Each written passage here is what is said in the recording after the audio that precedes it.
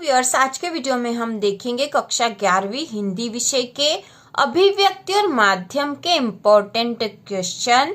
तो शुरू करते हैं। प्रश्न पहला है, हिंदी का प्रथम साप्ताहिक पत्र था।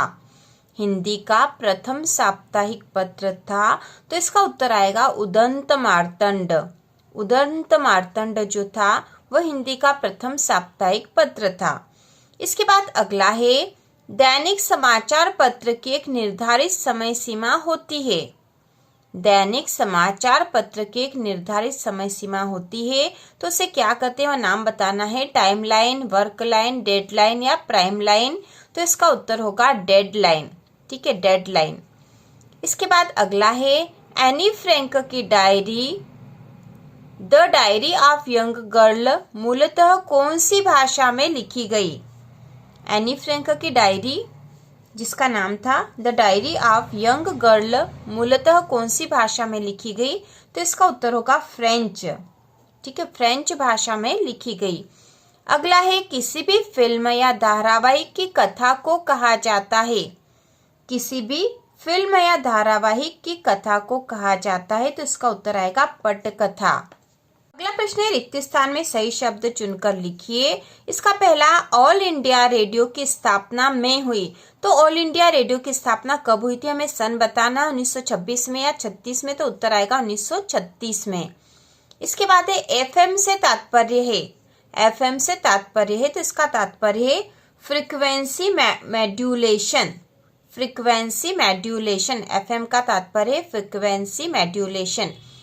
अगला है, डायरी नितांत रचना है। अंतरंग या बहिरंग, तो अंतरंग रचना है। डायरी नितांत अंतरंग रचना है।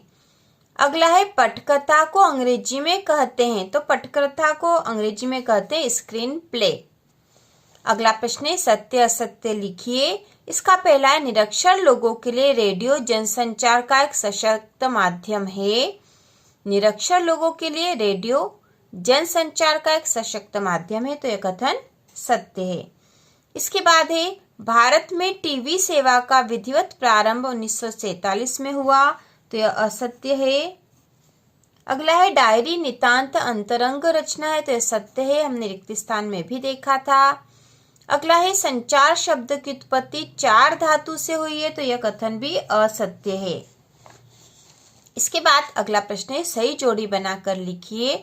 तो यहाँ पे दे रखा, भारत की पहली मूक फिल्म, भारत की पहली बोलती फिल्म, भारत में टीवी सेवा का विधिवत प्रारंभ और भारत में टेलीविजन की शुरुआत। और यहाँ सन दे रखे हैं 1959, 1913, 1931, 1965।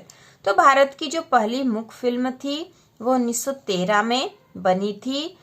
दूसरा है, भारत की पहली बोलती फिल्म, यह 1931 में आई थी। तीसरा, भारत में टीवी सेवा का विधिवत प्रारंभ यह हुआ था 1965 में। और भारत में टेलीविजन की शुरुआत हुई थी 1959 में। तो इस प्रकार से जोड़ी बनेगी। इसके बाद है, एक वाक्य में उत्तर दीजिए। तो इसमें पहला प्रश्न है, पटकथा किसे कहते हैं। ठीक है, पटकथा किसे कहते हैं। तो ऐसी कथा जिसे पर्दे पर प्रदर्शित किया जाता है, पटकथा कही जाती है। ऐसी कथा जिसे पर्दे पर प्रदर्शित किया जाता है वह पटकथा कहलाती है। इसके बाद बीट से क्या आशय है, तो इसका उत्तर होगा संवाददाता के कार्य क्षेत्र को बीट कहा जाता है। संवाददाता के कार्य क्षेत्र को। इसके बाद अगला प्रश्न है, टीवी सेवा को दूरदर्शन नाम कब दिया गया। तो दिया गया था 1976 में। और संचार का सबसे प्रमुख प्रकार कौन सा है। तो संचार का सबसे प्रमुख प्रकार है जनसंचार। जनसंचार यह उत्तर आएगा इसका। तो इस प्रकार से हमने अभिव्यक्ति और माध्यम के महत्वपूर्ण वैकल्पिक प्रश्न देख लिए हैं। तो इसी प्रकार के और वीडियो देखने के लिए कक्षा 11वीं की संपूर्ण तैयारी के लिए चैनल को सब्सक्राइब कीजिए।